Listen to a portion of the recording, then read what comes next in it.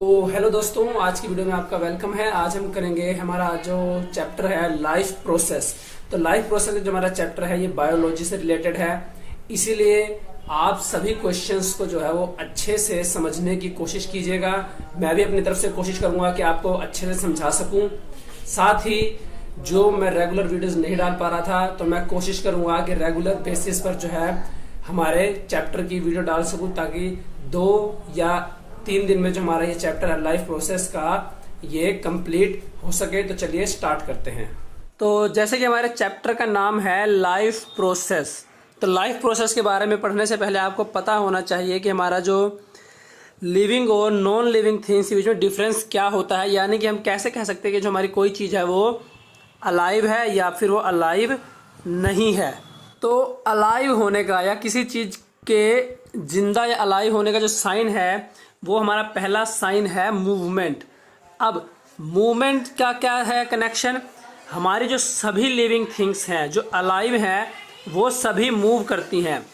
कुछ लिविंग या alive cases में आप देखते हैं फिजिकल मूवमेंट जो आपको क्लियरली विजिबल होती है, बट प्लांट्स के केस में, अब प्लांट्स जो है ये हमारे एक प्लेस से दूसरे प्लेस पे ट्रैवल नहीं कर सकते, बट प्लांट्स में भी जो है वो मूवमेंट होती है। वो होती है हमारे मोलिकुलर या सेल्स के लेवल पर, बट जो हमारी सभी लिविंग थिंग्स या अलाइव जो थिंग्स हैं सभी में मूवमेंट होती है।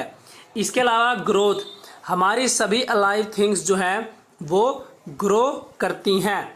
जैसे कि हमारे जो प्लांट्स हैं वो काफ़ी छोटे होते हैं और वो धीरे धीरे जो है टाइम के साथ ग्रो करते हैं। सेम ऐसा ही एनिमल्स और ह्यूमंस के केस में भी होता है। उसके अलावा जो हमारी सभी लिविंग थिंग्स हैं उनको अपना फूड प्रिपेयर करने के लिए या कहें कि जीवित रहने के लिए, अलाइव रहने के लिए जो है वो फूड और एनर्जी की जो है रिक्वायरमेंट होती है। इसके अलावा जो हमारी लिविंग थिंग्स हैं ये इन्वायरमेंट के जो उनके आसपास का सराउंडिंग इन्वायरमेंट होता है उसके अकॉर्डिंग रिस्पोंड करती हैं। यानी कि जो अगर उनके अकॉर्डिंग इन्वायरमेंट होता है तो मोस्ट ऑफ द जो हमारी लिविंग थिंग्स हैं ये ग्रो करती हैं, रिप्रोडक्शंस करती हैं। यानी कि जो हमारी लिविंग थिंग्स हैं ये इन्वायरमेंट के अकॉर्डिंग जो है रिस्पोंड करती हैं। अगर इन्वायरमेंट इनके अकॉर्डिंग नहीं होता तो कुछ अलाइव थिंग्स जो है ये सर्वाइव भी नहीं कर पाती, डेड हो जाती हैं, अपने आप को जो है नष्ट कर लेती हैं। यानी ओवरऑल मेरे कहने का मतलब है कि जो हमारी लिविंग थिंग्स हैं ये अपने सराउंडिंग इन्वायरमेंट के अकॉर्डिंग रिस्पोंड करती हैं। इसके अलावा जो हमारी नॉन लिविंग थिंग्स हैं ये अलाइव जो थिंग्स हैं ये हमारी सभी जो है ये सेल्स से मिलकर बनी होती हैं। नॉन लिविंग थिंग्स हमारी बनी होती हैं एटम्स से, और जो हमारी अलाइव और लिविंग थिंग्स हैं ये हमारी सेल्स से मिलकर बनी होती हैं। उसके बाद लिविंग थिंग्स जो है ये हमारी सभी लिविंग थिंग्स जो है ये रिप्रोडक्शन या रिप्रोड्यूस करती हैं। यानी कि ये अपनी पीढ़ी को या अपने जो कहें अपनी जीन्स को आगे बढ़ाने के लिए जो है ये रिप्रोड्यूस करती हैं। रिप्रोडक्शन के बारे में आगे डिटेल में पढ़ेंगे। इसके अलावा जो हमारी लिविंग थिंग्स हैं ये सभी रेस्पिरेट करती हैं। इस चैप्टर में आपको रेस्पिरेशन के बारे में और डिटेल में बताएंगे कि रेस्पिरेशन का मतलब सिर्फ ऑक्सीजन को लेना या कार्बन डाइऑक्साइड को छोड़ना नहीं है। रेस्पिरेशन का मतलब होता है जिसमें हम हमारे फूड को प्रिपेयर करते हैं। तो रेस्पिरेशन के बारे में हम डिटेल में पढ़ेंगे इस चैप्टर में। तो ये जो हमारे सिम्टम्स थे, ये जो हमारे साइंस थे, ये हमारे साइन हैं किसी भी चीज़ के अलाइव होने के। तो अभी मैंने आपको मोलिकुलर मूवमेंट्स के बारे में बताया था, तो यहीं पे हमारा एक क्वेश्चन बनता है कि मोलिकुलर मूवमेंट जो है ये नेसेसरी लाइफ के लिए क्यों है। तो जो हमारे लिविंग ऑर्गेनिजम्स हैं चाहे वो ह्यूमंस हों या प्लांट्स हों, ये सभी वेल ऑर्गेनाइज्ड स्ट्रक्चर्स होते हैं जो कि टिश्यूज से मिलकर बने होते हैं। और टिश्यूज जो है ये हमारे सेल्स से मिलकर बने होते हैं, और सेल्स जो हैं ये काफ़ी स्मॉलर कंपोनेंट्स होते हैं टिश्यूज में। अब इन्वायरमेंट के इफ़ेक्ट की वजह से क्या होता है, जो हमारी सेल्स हैं ये कई बार नष्ट हो जाती हैं या डिस्ट्रॉय हो जाती हैं, जिससे कि जो हमारा ऑर्गेनिजम्स का ऑर्डर नेचर है वो ब्रेक डाउन होना स्टार्ट हो जाता है। अब ऑर्गेनिजम्स को अगर अलाइव रहना है तो इनके लिए ज़रूरी है कि ये इस स्ट्रक्चर को रिपेयर करते रहें, मेंटेन करते रहें। और मेंटेन करने के लिए अब देखिए ये जो हमारे स्ट्रक्चर्स हैं ये सभी मॉलिक्यूल्स से बने होते हैं, तो इसके लिए ज़रूरी है कि जो मॉलिक्यूलर मूवमेंट है वो टाइम टू टाइम होती रहे, ताकि जो है स्ट्रक्चर्स जो है लिविंग क्रिएचर्स ये अपने स्ट्रक्चर्स को रिपेयर और मेंटेन करते रहें और लॉन्गेस्ट टाइम तक सरवाइव कर सकें और अलाइव रह सकें। तो चलिए आगे देखते हैं कि जो हमारे लाइफ प्रोसेस हैं ये क्या होते हैं। तो लाइफ प्रोसेस जो है ये हमारे ऐसे बेसिक फंक्शंस होते हैं जो लिविंग ऑर्गेनिजम्स के द्वारा परफॉर्म किए जाते हैं इस अर्थ पर सरवाइव करने के लिए। अब हमारे ऑर्गेनिजम्स चाहे एक्टिव स्टेट में हो या इनएक्टिव स्टेट पर, ये जो फंक्शंस हैं ये अनइंटरप्टेडली परफॉर्म होते रहते हैं। जैसे कि रेस्पिरेशन, अब ऑर्गेनिजम्स चाहे वो एक्टिव हो या इनएक्टिव हो, चाहे वो जाग रहे हो चाहे सो रहे हो या कुछ काम कर रहे हो या काम नहीं कर रहे हो, बट रेस्पिरेशन जो है वो चलती रहती है। उसी तरीके से जो हमारे लाइफ प्रोसेस हैं जैसे कि nutrition, respiration, transportation, exertion, control and coordination, ये सभी लाइफ प्रोसेस जो हैं ये अनइंटरप्टेडली जो है परफॉर्म होते रहते हैं, ताकि जो हमारे लिविंग ऑर्गेनिजम्स हैं वो इस अर्थ पर सरवाइव कर सके। तो ये थी हमारी लिविंग लाइफ प्रोसेस की डेफिनेशन। तो अब इधर देखिए जो हमारे मेंटेनेंस प्रोसेस, ये जो लाइफ प्रोसेस हैं इनको जो है डैमेज से प्रिवेंट करने के लिए और इन प्रोसेस को कंटिन्यू रखने के लिए जो हमारे ऑर्गेनिजम्स हैं उनकी बॉडी को जो है वो एनर्जी की रिक्वायरमेंट होगी, और इस एनर्जी की रिक्वायरमेंट होगी आउटसाइड ऑफ द बॉडी से कंप्लीट। और साथ ही जो एनर्जी जो है ऑर्गेनिज्म अगर मान लीजिए बाहर आउटसाइड ऑफ द बॉडी से जो है आउटसाइड से जो एनर्जी जो है वो गेट करेंगे, उस एनर्जी के ट्रांसफ़र के लिए जो है ऑर्गेनिजम्स की बॉडी में एक जो है एनर्जी ट्रांसफ़र का भी प्रोसेस होना चाहिए, राइट। तो चलिए अब इस बारे में पढ़ते हैं। तो ऐसा प्रोसेस जिससे हमारे एनिमल या प्लांट्स या जो हमारे लिविंग ऑर्गेनिजम्स हैं वो फूड को टेक इन करें और उसका यूटिलाइज करें जो है लाइफ प्रोसेस के लिए एनर्जी प्रोवाइड करने के लिए बॉडी को, उस प्रोसेस को हम कहते हैं न्यूट्रिशन, राइट। अब न्यूट्रिशन हमारा कैसे होता है? न्यूट्रिशन के लिए जो हमारे फूड सब्सटेंसेस होते हैं उनसे हम क्या गेट करते हैं? Nutrients, right. तो न्यूट्रिएंट्स हमारे क्या होते हैं? न्यूट्रिएंट्स हमारे ऐसे सब्सटेंस होते हैं जिनकी बॉडी को रिक्वायरमेंट होती है एनर्जी के लिए, बिल्डिंग मटेरियल्स, क्योंकि जब हमारे लाइफ प्रोसेस होते हैं तो ऑर्गेनिजम्स में कुछ ब्रेकडाउन्स होते हैं उनकी मेंटेनेंस के लिए एंड बॉडी प्रोसेस के कंट्रोल के लिए, इन सब के लिए हमें रिक्वायरमेंट होती है न्यूट्रिएंट्स की। तो न्यूट्रिएंट्स के एग्जांपल क्या है हो सकते हैं हमारे? Carbohydrates, proteins, lipids, water, vitamins and minerals, right. और हमें ये सब न्यूट्रिएंट्स मिलते हैं हमारे फूड से। अब न्यूट्रिएंट्स हमारे दो टाइप्स के होते हैं, मैक्रो न्यूट्रिएंट्स और माइक्रो न्यूट्रिएंट्स। मैक्रो न्यूट्रिएंट्स हमारे होते हैं कार्बोहाइड्रेट्स, प्रोटीन्स, फैट्स, ये जो है ये हमारे फूड के मेन न्यूट्रिएंट्स होते हैं और इन्हें हम मैक्रो न्यूट्रिएंट्स कहते हैं। जबकि मिनरल और वाइटामिन्स ये हमें काफ़ी स्मॉल अमाउंट में जो इनकी रिक्वायरमेंट होती है और इसीलिए हम इन्हें माइक्रो न्यूट्रिएंट्स कहते हैं। इसके बाद हमारा नेक्स्ट क्वेश्चन आता है कि न्यूट्रिशन जो है वो इम्पोर्टेंट क्यों है? तो न्यूट्रिशन जो है ये बॉडी की ग्रोथ, उसके डेवलपमेंट और हमारी जो हेल्थ के लिए है ये काफ़ी इम्पोर्टेंट है, ताकि जो हमारे ऑर्गेनिजम्स हैं वो अच्छे तरीके से हेल्दी सर्वाइव कर सके इन्वायरमेंट में, अर्थ पे। इसीलिए जो है वो न्यूट्रिशन की हमें रिक्वायरमेंट होती है। इसके अलावा ऑर्गेनिजम्स को जो है कई तरीके की एक्टिविटीज़, जैसे हमने लाइफ प्रोसेस के बारे में पढ़ा था, उन सब को परफॉर्म करने के लिए एनर्जी की रिक्वायरमेंट होती है, और ये जो एनर्जी है ये हमें न्यूट्रिशन के थ्रू या न्यूट्रिएंट्स के थ्रू जो है वो हमें मिलती है।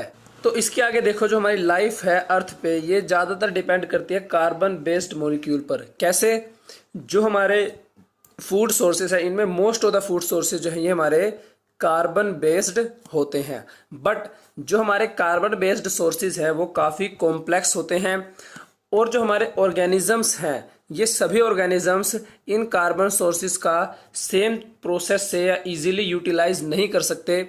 इसीलिए डिफरेंट ऑर्गेनिजम्स के जो न्यूट्रिशनल प्रोसेस हैं वो अलग अलग या डिफरेंट डिफरेंट होते हैं। लाइक इधर देखिए आप, जैसे हमारे दो यहाँ मोड ऑफ न्यूट्रिशन बताए हैं, ऑटोट्रोफिक न्यूट्रिशन और हेट्रोट्रोफिक न्यूट्रिशन। ऑटोट्रोफिक न्यूट्रिशन के बारे में अभी मैं आपको रफली बता देता हूँ। जो ऑटोट्रोफिक न्यूट्रिशन है ये हमारा फूड्स या एल्गी या ऐसे ऑर्गेनिजम्स जो अपना फूड खुद प्रिपेयर करते हैं वो हमारे जो हैं वो ऑटोट्रोफिक न्यूट्रिशन का यूज़ करते हैं। उसके अलावा जो हमारा हेट्रोट्रोफिक न्यूट्रिशन है इसका यूज़ करते हैं एनिमल्स, ह्यूमंस या ऐसे लिविंग ऑर्गेनिजम्स जो अपना फूड खुद प्रिपेयर नहीं करते और अपने फूड या न्यूट्रिशन के लिए ऑटोट्रोफ्स पे डिपेंड करते हैं। लाइक ह्यूमंस जो है वो हमारे हेट्रोट्रोफ्स होते हैं जो कि अपने फूड के लिए ऑटोट्रोफ्स यानी कि प्लांट्स पर डिपेंड करते हैं। दूसरी तरफ जो प्लांट्स हैं वो हमारे ऑटोट्रोफ्स होते हैं क्योंकि प्लांट्स जो हैं ये अपना फूड खुद प्रिपेयर करते हैं। तो चलिए अब आगे बढ़ते हैं। आगे यहाँ कहा है रेस्पिरेशन की डेफिनेशन। तो आउटसाइड ऑफ द बॉडी से ऑर्गेनिज्म को अक्वायर करना और उस प्रोसेस का यूज़ करना फूड सोर्सेज के ब्रेकडाउन के लिए जो है उसे हम रेस्पिरेशन कहते हैं। तो यहाँ से आपको रेस्पिरेशन की एक और डेफिनेशन मिल गई कि रेस्पिरेशन का यूज़ सिर्फ ऑक्सीजन को इनटेक करना और कार्बन डाइऑक्साइड को जो है आउटसाइड या बाहर भेजना नहीं होता। रेस्पिरेशन का जो पूरा प्रोसेस है वो ये होता है कि हम ऑक्सीजन की इनटेक करें, देन उसका यूज़ करें हमारे सेल्यूलर नीड्स के लिए, जो हमारे फूड सोर्सेज हैं उनका ब्रेक डाउन करने के लिए, और इस प्रोसेस को हम रेस्पिरेशन कहते हैं। प्लांट्स के केसेस में ये प्रोसेस जो है ऑपोजिट होता है। प्लांट्स क्या करते हैं, प्लांट्स कार्बन डाइऑक्साइड का इनटेक करते हैं, अपना जो सेल्यूलर नीड्स हैं उनकी उसके लिए वो फूड को प्रिपेयर करते हैं, एंड देन जो है उस प्रोसेस में ऑक्सीजन जो है वो रिलीज होती है after preparing of food, right. तो चलिए उसके बाद आगे बढ़ते हैं। आगे यहाँ कहा गया है कि देखिए जो हमारे सिंगल सेल्ड ऑर्गेनिजम्स हैं इसमें फूड के इनटेक के लिए या गैसेस के एक्सचेंज के लिए जो है कोई स्पेसिफिक ऑर्गन नहीं होता। जो हमारे सिंगल सेल ऑर्गन्स हैं ये सिंपली डिफ्यूजन का यूज़ करके जो है वो गैसेस का इनटेक कर लेते हैं या फूड आइटम्स का इनटेक कर लेते हैं। बट मल्टी सेल्यूलर ऑर्गेनिजम्स में क्या होता है, जो सेल्स हैं वो काफ़ी ज़्यादा होती हैं और सभी सेल्स हमारी जो है वो इन्वायरमेंट या अपने सराउंडिंग इन्वायरमेंट के डायरेक्ट कॉन्टैक्ट में नहीं होती। तो भी सभी सेल्स जो हैं वो फूड आइटम्स का डिफ्यूज़न के थ्रू जो है अपनी सारी रिक्वायरमेंट को जो है गैसेस की या फूड आइटम्स की रिक्वायरमेंट को फुलफिल नहीं कर सकती।